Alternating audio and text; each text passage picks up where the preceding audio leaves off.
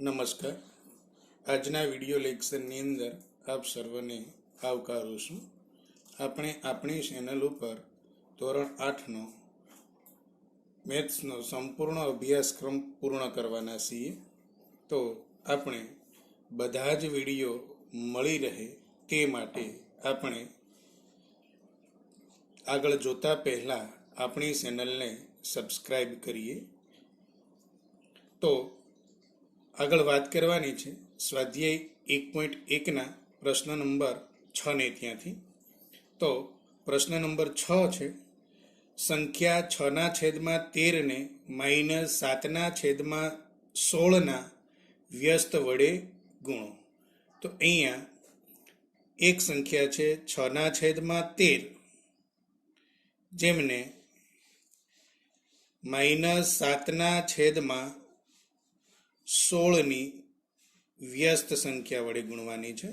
તો 6/13 ગુણ્યા -7/16 વ્યસ્ત, આ બંનેનો ગુણાકાર અહીંયા મેળવવાનો છે.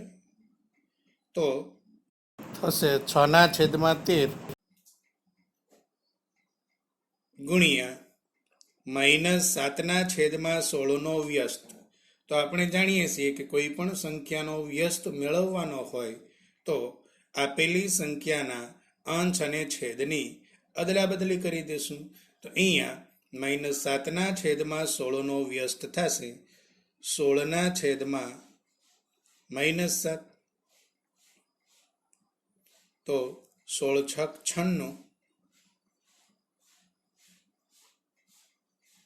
6 = 96 13 × 7 13 × 7 91.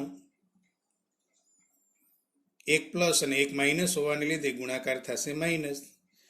હવે આપણે છેદમાં માઇનસ નિશાની ન રાખતા એ માઇનસને આગળ લઈ જશું. તો આપણનો જવાબ થશે -96/91, જે આપણનો આન્સર થશે.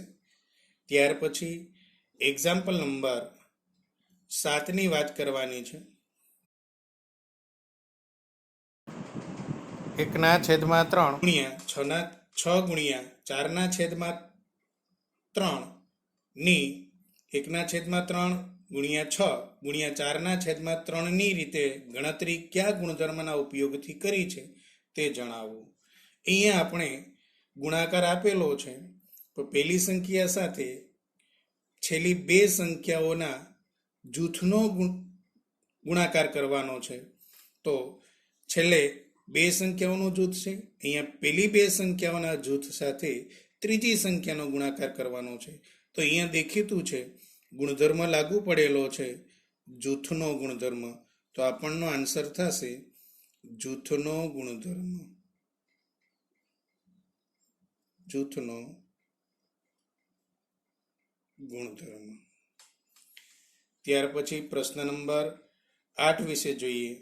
શું 8/9 એ સંખ્યા -1.1 વ્યસ્ત છે? એટલે કે આ બંને સંખ્યાઓ એકબીજાનો વ્યસ્ત છે કેમ, અથવા કેમ નહીં? જો વ્યસ્ત છે તો કેમ વ્યસ્ત છે, અને નથી તો કેમ વ્યસ્ત નથી, તે કારણ આપવાનું છે. તો આપણે જાણીએ છીએ કે કોઈ પણ બે સંખ્યાઓ એકબીજાનો વ્યસ્ત ત્યારે જ કહેવાશે કે તે બંને સંખ્યાનો ગુણાકાર 1 થતો હોય. તો અહીંયા આપણે બંને સંખ્યાઓનો ગુણાકાર કરી અને ચેક કરીશું કે જો બંને સંખ્યાનો ગુણાકાર 1 મળે તો બંને સંખ્યાઓ એકબીજાની વ્યસ્ત સંખ્યાઓ છે. અને જો ગુણાકાર 1 ના મળે તો આપણે કહી શકશું કે બંને સંખ્યાઓ એકબીજાની વ્યસ્ત નથી. તો આપણે બંને સંખ્યાઓનો ગુણાકાર કરીશું. તો 8/9 ગુણ્યા -1.1 8/9 ગુણ્યા માઇનસ તેમના તેમજ અહીંયા મિશ્ર અપૂર્ણાંક આપેલો છે, જેને આપણે અશુદ્ધ અપૂર્ણાંકમાં ફેરવી દેશું. તો 8 × 8 વત્તા 1, 8 × 8, 8 ને 1 થશે 9/9. 8. ગુણાકારમાં ઉપર નીચેથી છેદ ઉડે છે તો ઉડાડીશું. 8 એકા 8, 8 એકા 8, 9 એકા 9, 9 એકા 9.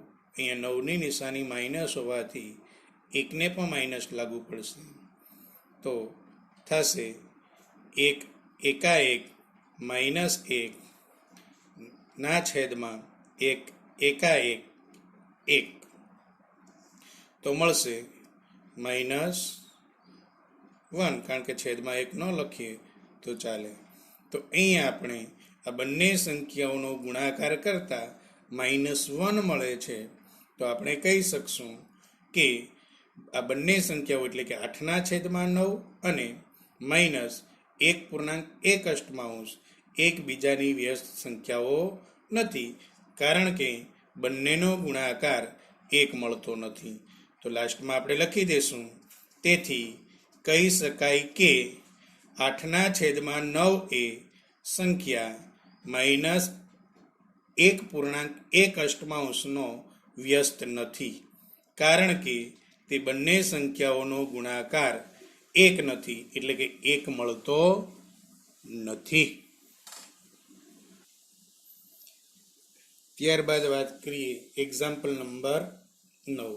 શું 0.3 એ 3.1 નો વ્યસ્ત છે? કેમ અથવા કેમ નહીં? અહીંયા 0.3 અને 3.1 એકબીજાના વ્યસ્ત છે તે ચેક કરવાનું છે. તો આપણે જાણીએ છીએ કે બે સંખ્યાનો ગુણાકાર 1 થાય તો જ બંને સંખ્યાઓ એકબીજાની વ્યસ્ત સંખ્યાઓ થશે. તો બંનેનો ગુણાકાર કરી અને ચેક કરી જોઈએ. તો 0.3 ગુણ્યા 3.1 સાદું રૂપ આપીશું. 0.3 અહીંયા દશાંશ ચિહ્ન પછી 1 અંક છે. તો દશાંશ ચિહ્ન દૂર કરવા માટે દશાંશ ચિહ્ન પછી 1 અંક હોવાને લીધે આપણે છેદમાં 10 મૂકીશું.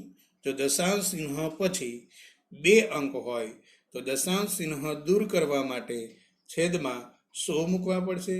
3 અંક હોય તો દશાંશ ચિહ્ન દૂર કરવા માટે છેદમાં 1000 મૂકીશું. તો અહીંયા દશાંશ ચિહ્ન પછી એક જ અંક આવેલો છે, તો દશાંશ ચિહ્ન દૂર કરવા માટે આપણે છેદમાં 10 મૂકીશું. ગુણ્યા બીજી સંખ્યા મિશ્ર અપૂર્ણાંક સ્વરૂપે આપેલી છે, તો આપણે તેને અશુદ્ધ અપૂર્ણાંકમાં ફેરવી દેશું. તો અશુદ્ધ અપૂર્ણાંક થશે 3 ગુણ્યા 3, 3 તેરી 9 વત્તા 1, એટલે થશે 10/3. હવે બે સંખ્યાઓ ગુણાકાર સ્વરૂપે છે, છેદ ઉડતા હોય તો ઉડાડીશું. 3 એકા 3, 3 એકા 3, 10 એકા 10, 10 એકા 10. તો આપણને મળશે 1 ગુણ્યા 1 1 છેદમાં 1 ગુણ્યા 1 1. છેદની અંદર આપણે 1 ન લખીએ તો ચાલે.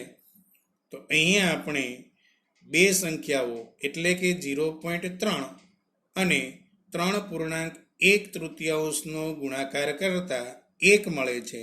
માટે આપણે કહી શકીએ કે 0.3 એ 3.1 નો વ્યસ્ત છે. કેમ?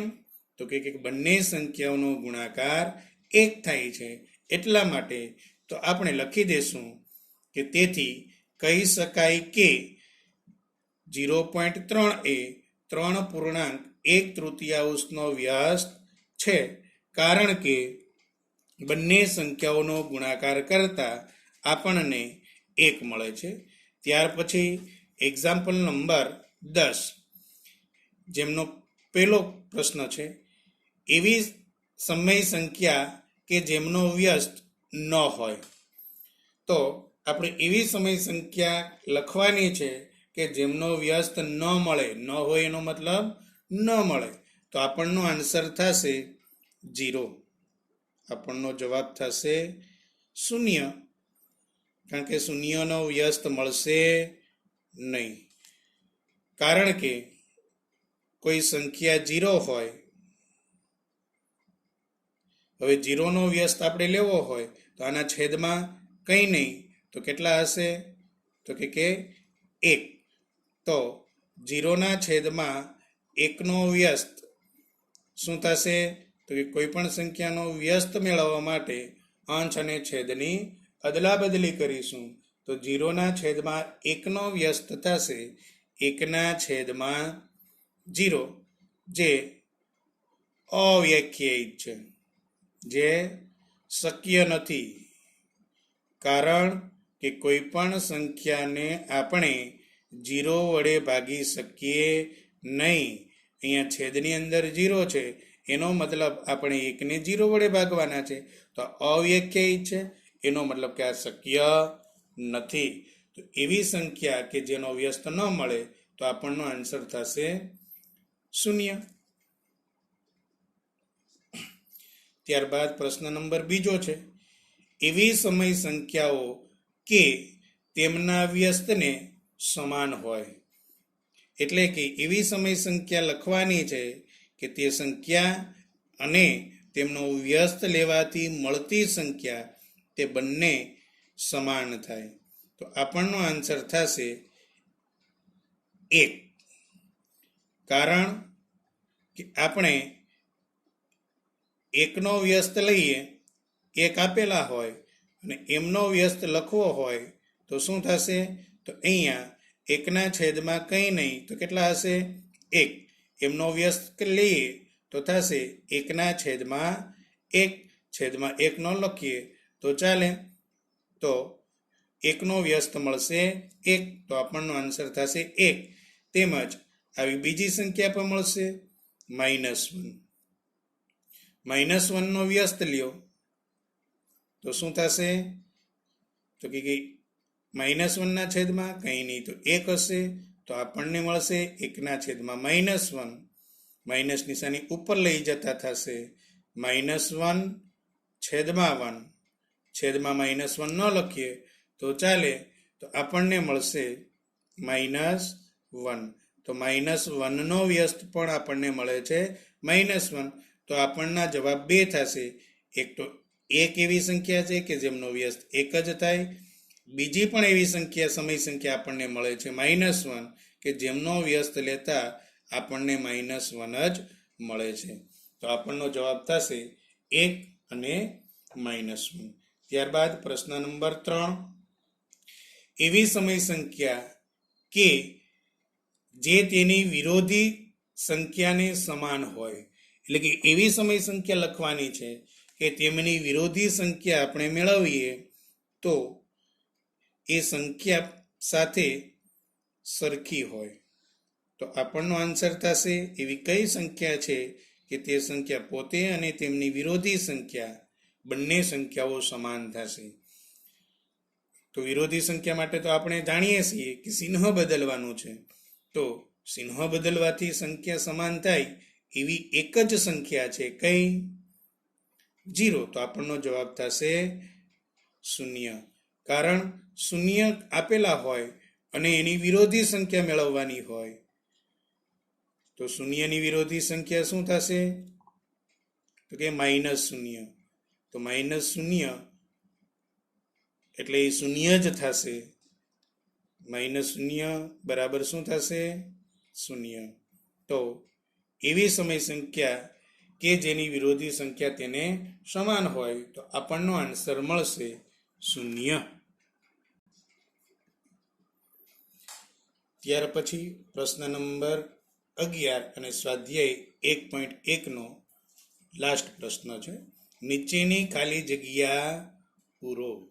અહીંયા ખાલી જગ્યા પૂરવાની છે. ખાલી જગ્યા તો આપણે સાચી કે ખોટી પણ પૂરી શકીએ, પણ અહીંયા ખાલી જગ્યા એવી રીતના પૂરવાની નથી. ખાલી જગ્યા એવી રીતના પૂરવાની છે કે આપેલું વિધાન સત્ય બને એવી રીતના ખાલી જગ્યા પૂરવાની છે. અહીંયા ખાલી જગ્યા પૂરો એટલે આપણે કોઈ પણ સંખ્યા મૂકી અને ખાલી જગ્યા પૂરી દેવાની નથી. કોઈ યોગ્ય વિકલ્પ મૂકીને ખાલી જગ્યા પૂરવાની છે. તો જેમનો પહેલો પ્રશ્ન છે શૂન્યનો વ્યસ્ત ખાલી જગ્યા છે. તો આપણે આ પહેલો અને બીજો પ્રશ્ન બંને પ્રશ્ન નંબર 10 ની અંદર જોઈ ગયા છીએ ભાઈ. પ્રશ્ન નંબર 10 ની અંદર હતું એવી સમય સંખ્યા કે જેમનો વ્યસ્ત ન હોય તો વ્યસ્ત ન મળે એવી સમય સંખ્યા શું હતી? 0, એટલે કે 0 નો વ્યસ્ત ન મળે. અને એવી સમય સંખ્યાઓ કે જે તેના વ્યસ્તને સમાન હોય. આ બંને પ્રશ્ન ફરીથી અહીંયા ખાલી જગ્યા સ્વરૂપે રિપીટ થાય છે. તો શૂન્યનો વ્યસ્ત શું થશે? તો કે ના મળે.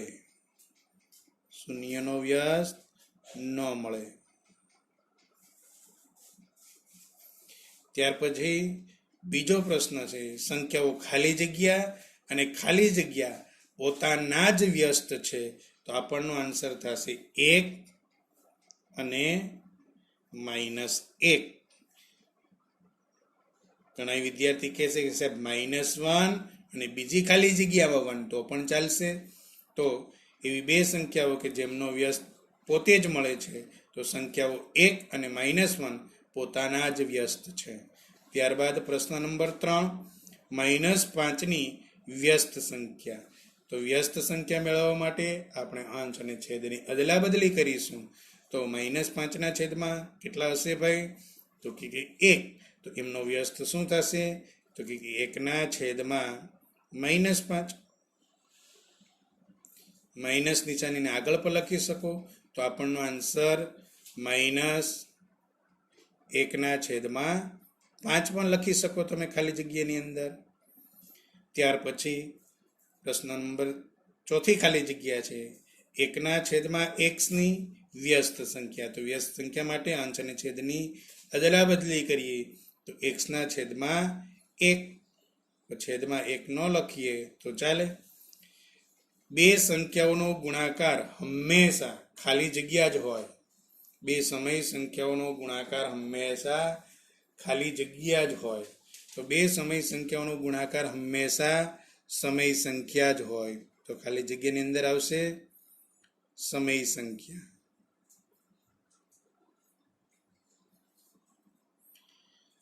પ્રશ્ન ખાલી જગ્યા 6 છે. ધન સમય સંખ્યાની વ્યસ્ત સંખ્યા ખાલી જગ્યા હોય. આપણે કોઈ પણ ધન સમય સંખ્યા લઈએ. ફોર એક્ઝામ્પલ 3 ના છેદમાં 5. આ એક સમય સંખ્યા છે. કેવી? ધન સમય સંખ્યા છે. હવે આનો વ્યસ્ત લઈએ તો આપણને શું મળે છે? 3 ના છેદમાં 2.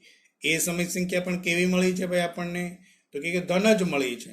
એ સમય સંખ્યા પણ આપણને ધન જ મળે છે. તો ધન સમય સંખ્યાનો વ્યસ્ત પણ શું થશે? ધન જ થશે. અહીંયા ચિહ્ન બદલાતું નથી. તો આપણનો જવાબ આવશે ધન સમય સંખ્યાની વ્યસ્ત સંખ્યા ધન હોય.